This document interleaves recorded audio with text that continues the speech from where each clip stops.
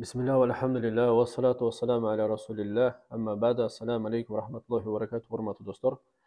Sabaqtarız tolantabız jin jana şaytanlar alamy. Ötülüçü masale jinlerden jana şaytanlardan tosuluçu, korgonuçu sebepler.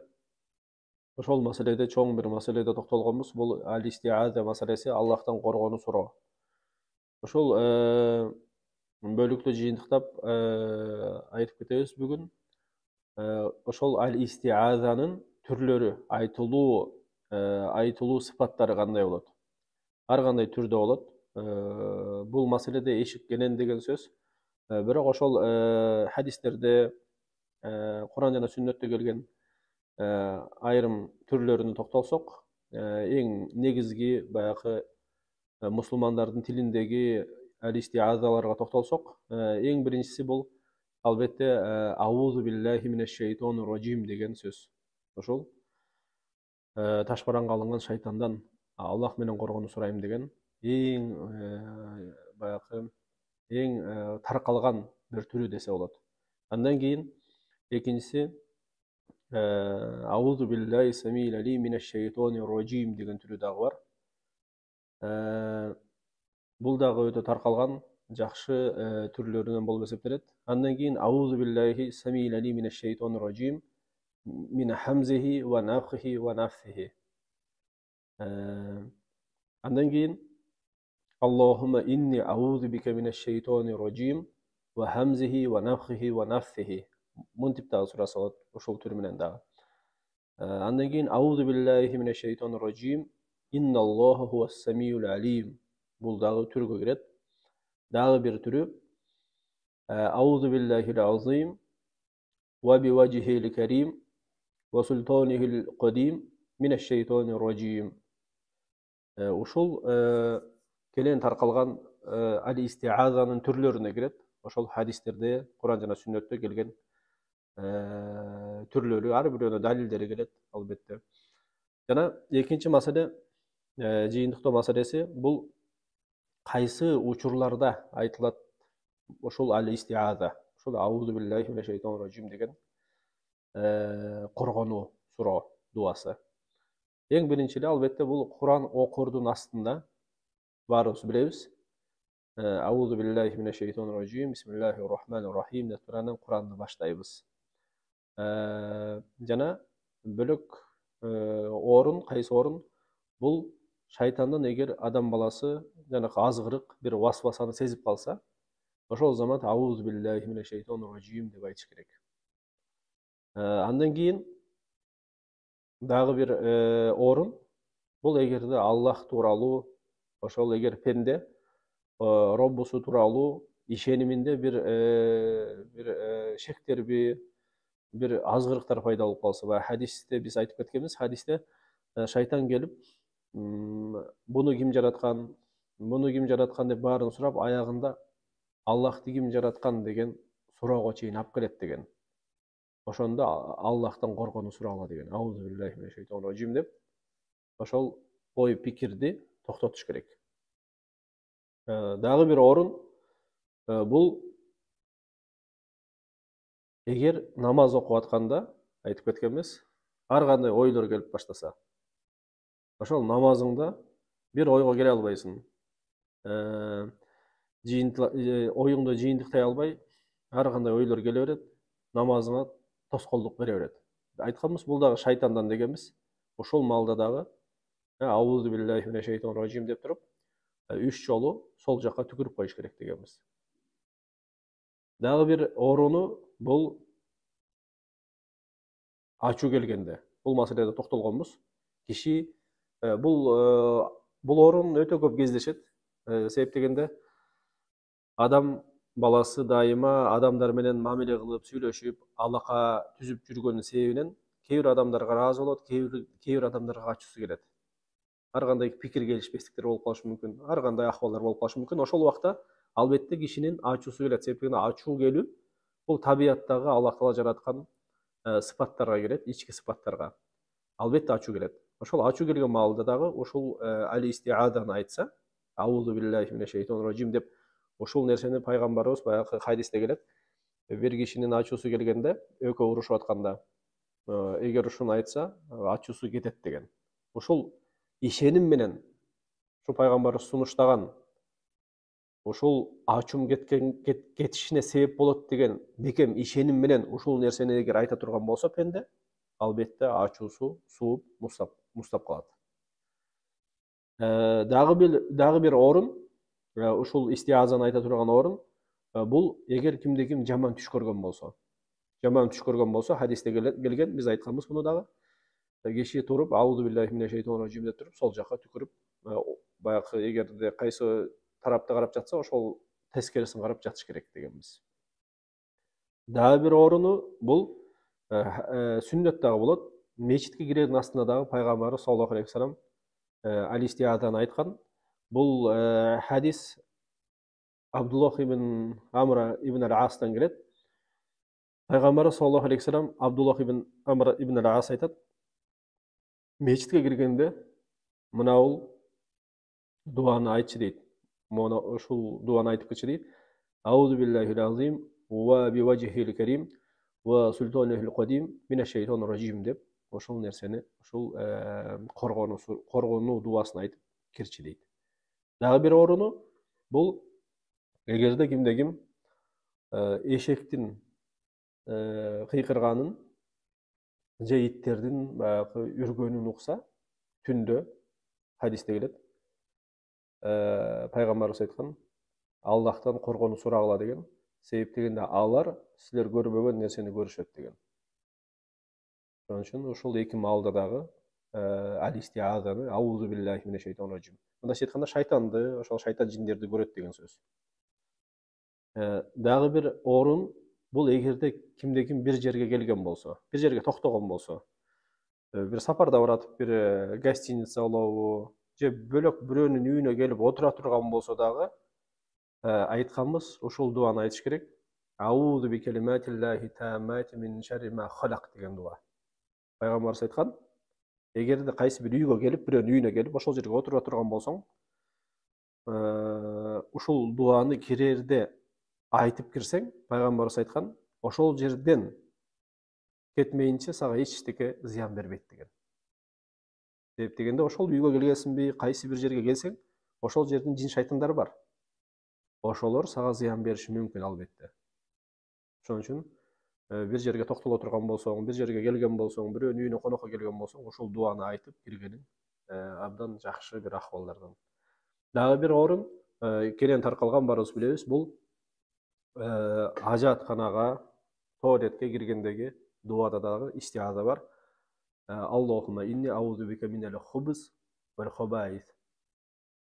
Ушул дуандагы дайыма өзгөчө ошол туалетке кирердин астында унутпай айтып жүрүш керек. Себеп дегенде көп учурда дем салуу тажрыйбасында көп бир акыбалдарды биз көрдүк. Бирден бир жанакыл инсульт деп коет. Инсульт оорусунда дем салганда ошол инсульт менен ооругандарга көпчүлүк айткан, кайсы акыбалда ушул болду эле дегенде көбү эстей албайт. Бирок эстегендердин кээ бирлери айтышкан, туалеттен чыгып келатканда деген.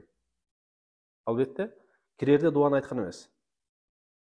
Ошон үчүн бирден бир ошол инсульттагы шайтандардын уруусу деген бир тыянак бар.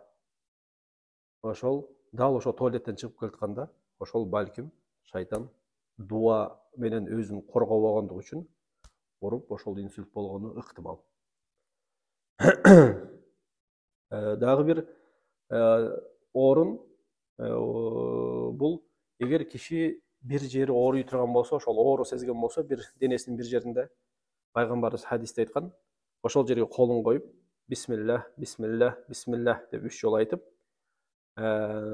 аузу биллахи ва кудратихи мин шарри ма ажиду ва ухазиру деп айтыш керек. Ушул дуадагы ошентип 7 жолу айтыш керек. Бул дагы истиаза болуп калат албетте.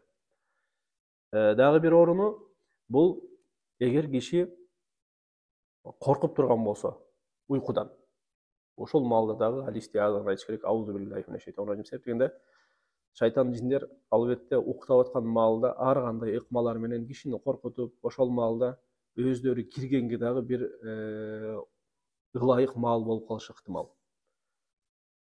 Албетте дагы бир таркалган жана ушуну унутпай турган бир орун бар. Негизги бир орундардын эмеси болот. Бул балдарды коргош керек. Ушул истиаза менен. Пайгамбарыбыз хадисте айткан: силердин атаңар Ибрахим алейхиссаламды этибарга алып, пайгамбарыбыз Исмаил менен Исхакты ушул дуа менен коргочу деп пайгамбарыбыз өзү эки небересин Хасан менен Хусейнди ушул истиаза менен коргочу экен. Балдарды биз айтып кеткенбиз көп сабактарда, балдарды ушул дуа менен коргош керек. Аузу би калиматиллахи тамма мин кулли шайтонин ва хамма ва мин кулли айнин ламма деген дуа. Ушуну дайыма өзгөчө жатаардын астында балдар жатканда барып туруп, атасы болобу, энеси, көбүнчө энеси болот.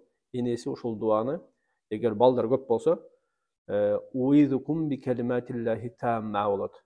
Эгер бирөө эркек болсо уизика, эгер кыз болсо уизуки, эгер экөө болсо уизукума деп туруп ушул дуаны айтып коргоп коюш керек. Ошондо эртең менен таң атканга чейин балдар тынч, коркпогон акыбалда баягы түндө ыйлабай жакшы жатышат. Жана негизи бул истиазаны көп орунда айтылат албетте. Жана Аллах Таала Куранда айткан: Астаизу биллах ва кур робби аузу бика мин хамазати шаятин ва аузу бика робби ан яхдурун. Аллах Таала буйруп өзүнүн пайгамбарын Мухаммад саллаллаху алейхи вассаламды ошону менен бирге баарыбызды анын үммөтүн буйруп айтып атат: айткын дейт. Айткын,